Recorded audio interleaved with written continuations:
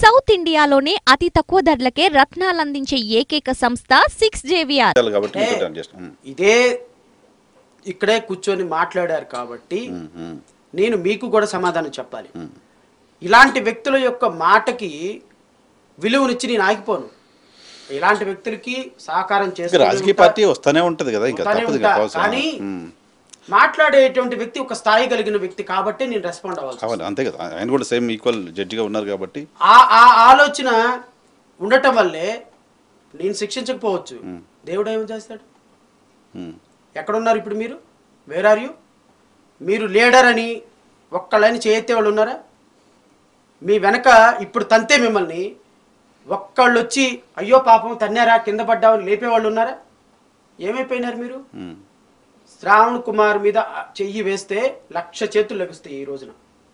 Because నా మనస్తత్వం, నా మాట, నా నిజాయితీ నన్ను లీడర్గా నిలబెట్టింది. అది కావాలి జాతికి. అంతేగాని టీవీలో మాట్లాడేసి ఇష్టం వచ్చినట్టు 4 మాటలు మాట్లాడేసి ఎవడో ఒకరి దగ్గరికి వెళ్ళి ఎమ్మెల్యే టికెట్ ఇవ్వండి, ఎంపీ టికెట్ ఇవ్వండి తెచ్చుకొని అంబేద్కర్ జాన్ని తాకట్టు పెట్టడం కాదు. మెళ్ళలో కండవాలు వేసుకొని తలగుడ్డలు కట్టుకొని అద్భుతంగా ఓ ఆ అని మాట్లాడేసి ఈ రోజు వెళ్ళి తెలుగుదేశం పార్టీ దగ్గరికి వెళ్ళి నారా లోకేష్ నువ్వు అసలు ఇంద్రుడివి, నువ్వు చంద్రుడివి, చంద్రబాబు నాయుడు అసలు నువ్వు అప్రభాగీరథుడు అని ఆ పార్టీ దగ్గర టికెట్లు తెచ్చుకొని జై భీమ్ చెప్పారు అంటే మీరు ఆ పదం అపవిత్రం అయిపోతుంది.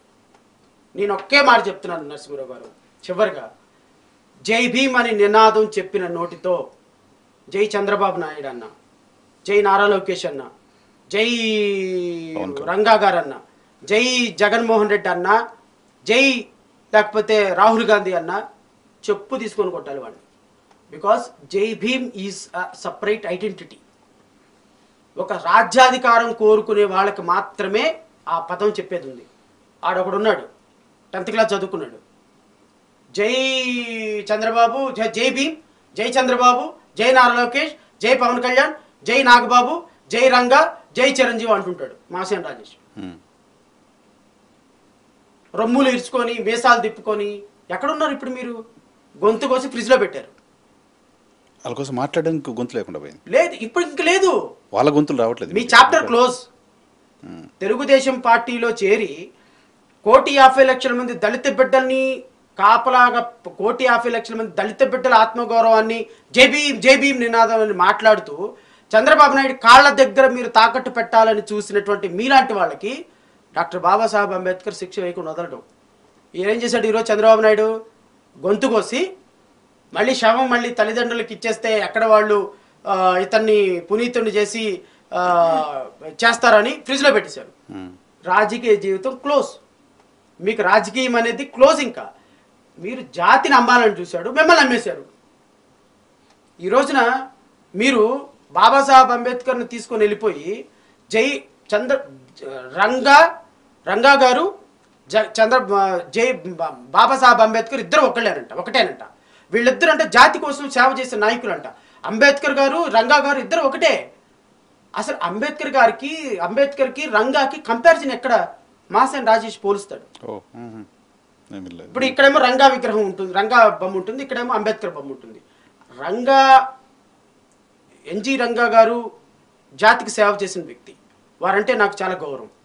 నేను వంగవీటి రంగా గారు, నేను వారి విషయంలో నేను తప్పు పట్టను. కానీ అంబేద్కర్తో పోల్చి తగిన వ్యక్తి. అంబేద్కర్ ఒక జాతి మనిషి కాదు కదా, మొత్తం దేశం బలహీన. అసలు ఈయనెక్కడండి?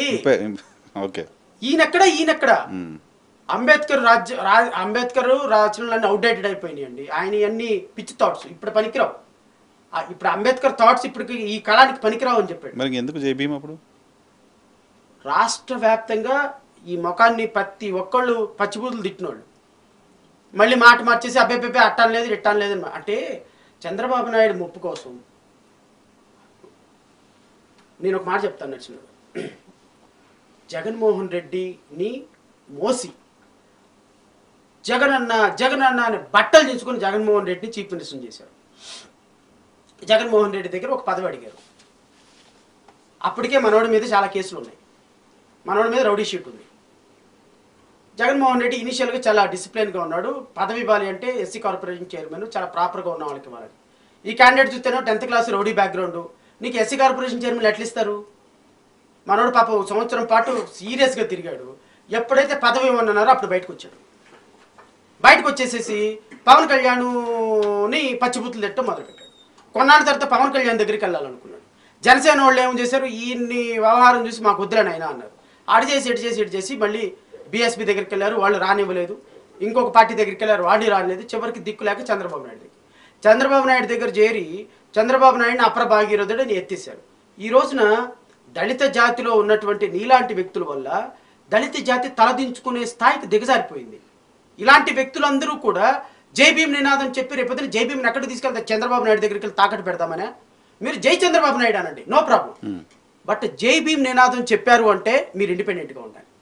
మీరు ఇంకో పార్టీ జెండా పట్టుకోకూడదు, ఇంకో పార్టీ జెండా మోయకూడదు. నేను నాకు ఇచ్చే డెఫినేషన్, దేశంలో జై భీమ్ అని చెప్తూ చాలా రాజకీయ పార్టీలు ఉన్నాయి కదా. ఏది చాలా రాజకీయ పార్టీలు ఉన్నాయి. ఇప్పుడు మీరు జై భీమ్, మీరు పార్టీ పెట్టుకున్నారు, మీరు ఇప్పుడు జై భీమ్ అంటున్నారు. అలా ఏమంటారంటే రాజ్యాధికారం కోసం పనిచేసేటువంటి వ్యక్తులు మాత్రమే బాబాసాహెబ్ అంబేద్కర్ ఫాలోవర్స్ గా జై భీమ్ నినాదం చెప్పాలి. మీరు వైఎస్ఆర్ కాంగ్రెస్ పార్టీలో ఉన్నారా, జై జగన్ చెప్పండి, జై జగన్ చెప్పండి. కానీ బాబాసాహెబ్ అంబేద్కర్ని నేను అంబేద్కర్ వాదిని, అంబేద్కర్ ఆలోచన విధానంతో నడుస్తున్నానంటే అంబేద్కర్ ఆలోచన విధానంతో నడిచేవాడివి నువ్వు ఇంకో రాజకీయ పార్టీలో ఉండకూడదు. ఎందుకు తెలుసా, అంబేద్కర్ ఆలోచన విధానం అంటేనే రాజ్యాధికారం. కాంగ్రెస్ పార్టీలో ఎందుకు లేడు ఆయన? బయటకు వచ్చేసరిగా అసలు బయటికి రాలే. ఎప్పుడు జాయిన్ అయ్యాడు? నో, ఆయన సొంత పార్టీ ఉంది. అంబేద్కర్ అంటేనే ఆత్మగౌరవం సార్. ఆత్మగౌరవంతో బ్రతికేవాడు జై భీమ్.